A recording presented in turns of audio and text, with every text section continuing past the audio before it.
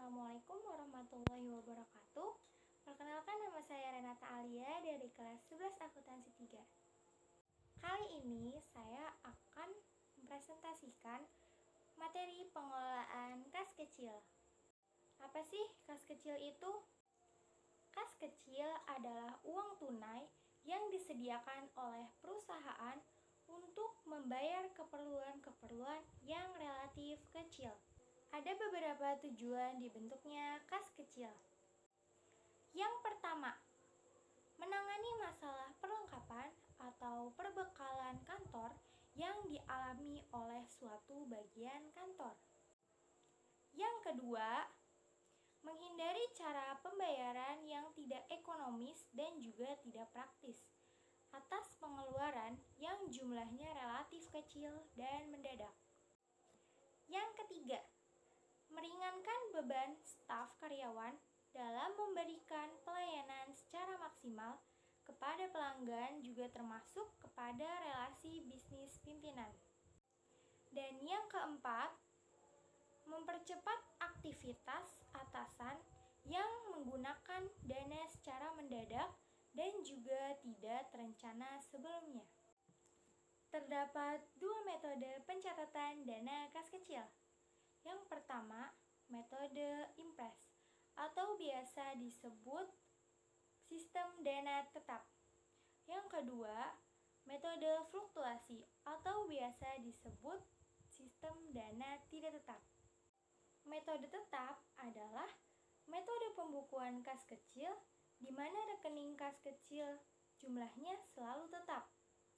Setiap pengeluaran kas terjadi, pemegang petty cash tidak serta-merta langsung mencatatnya, tetapi hanya sekedar mengumpulkan bukti transaksi pengeluarannya. Metode tidak tetap adalah suatu metode pengisian dan pengendalian kas kecil di mana jumlah kas kecil akan selalu berubah-ubah sesuai dengan kebutuhannya. Sistem ini menghendaki bahwa jumlah nominal kas kecil tidak ditetapkan, akan tetapi sesuai dengan kebutuhan. Oke, langsung aja kita bahas ke contoh pencatatan kas kecil. Nah, ini dia contoh soalnya. Pada awal bulan Februari 2020, manajer keuangan PT Jaya Abadi, Saudara Irfan Mulyono, membentuk dana kas kecil yang digunakan untuk membayar pengeluaran-pengeluaran tunai yang tidak besar jumlahnya dan sering terjadi. Disepakati bahwa dana kas kecil yang dibentuk sebesar Rp1.500.000 yang akan diisi kembali pada tanggal 1 dan 16 tiap bulannya. Adapun transaksi-transaksi selama bulan Februari 2020 adalah sebagai berikut. 1 Februari, pembentukan kas kecil.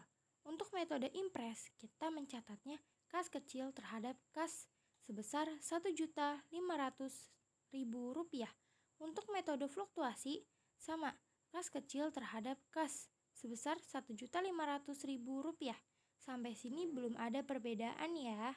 Lanjut soal nomor 2. 4 Februari, membeli materai dan perangko sebesar Rp225.000. Untuk metode impres, kita tidak bisa mencatat jurnal tersebut. Sedangkan untuk metode fluktuasi, kita mencatatnya beban materai terhadap kas kecil sebesar Rp225.000. Lanjut soal nomor 3. 10 Februari, membayar beban perbaikan kendaraan sebesar Rp600.000. Untuk metode impres, tidak di jurnal. Sedangkan untuk metode fluktuasi, kita mencatatnya beban perbaikan kendaraan terhadap kas kecil sebesar Rp600.000. Lanjut soal nomor 4. 12 Februari, membeli bahan bakar minyak sebesar Rp275.000. Untuk metode impres tidak di jurnal, sedangkan untuk metode fluktuasi kita mencatatnya beban bahan bakar terhadap kas kecil sebesar Rp275.000. Lanjut soal nomor 5. 16 Februari, pengisian kembali kas kecil. Sesuai dengan ketentuan sebelumnya, pengisian kembali kas kecil yaitu pada tanggal 1 dan 16 tiap bulannya. Untuk metode impres, kita mencatatnya macam-macam beban terhadap kas. Untuk nominal yang kita dapatkan, dari beban-beban yang kita keluarkan selama pembentukan kas kecil sampai dengan pengisian kas kecil, yaitu beban materai sebesar Rp225.000 ditambah beban perbaikan kendaraan sebesar Rp600.000 ditambah beban bahan bakar sebesar Rp275.000 menjadi Rp1.100.000. Sedangkan untuk metode fluktuasi, kita mencatatnya kas kecil terhadap kas sebesar Rp1.500.000 yang kita catat sesuai dengan pembentukan awal kas kecil, yaitu Rp1.500.000. Sampai di sini kita melihat perbedaan antara metode impres dan metode fluktuasi. Untuk pengisian nominalnya berbeda ya. Lanjut soal nomor 6. 17 Februari membayar beban perbaikan gedung sebesar Rp850.000. Untuk metode impres tidak di jurnal, sedangkan metode fluktuasi kita mencatatnya beban perbaikan gedung terhadap kas kecil sebesar Rp850.000. Lanjut nomor 7. 25 Februari membeli perlengkapan kantor sebesar Rp450.000. Untuk metode impres tidak di jurnal, sedangkan metode fluktuasi kita mencatatnya perlengkapan kantor terhadap kas kecil sebesar Rp450.000. Lanjut soal yang terakhir. 1 Maret pengisian kembali kas kecil. Sesuai dengan ketetapan sebelumnya, pengisian kas kecil yaitu pada tanggal 1 dan 16 setiap bulannya. Untuk metode impres kita mencatatnya macam-macam beban terhadap kas sebesar Rp1.300.000 yang didapatkan dari pengeluaran-pengeluaran antara tanggal 16 pengisian kembali sampai tanggal 1 Maret, yaitu beban perbaikan gedung sebesar Rp850.000 ditambah dengan pembelian perlengkapan kantor sebesar Rp450.000 yang dijumlahkan dengan macam-macam beban sebesar Rp1.300.000.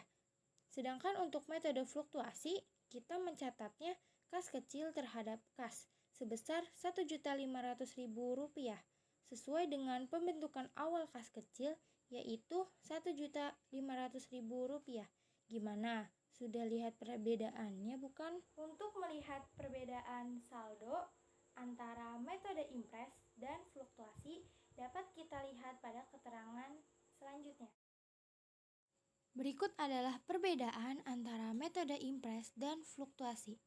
Dapat kita lihat pada tanggal 1 Februari pembentukan kas kecil, yaitu sebesar Rp1.500.000.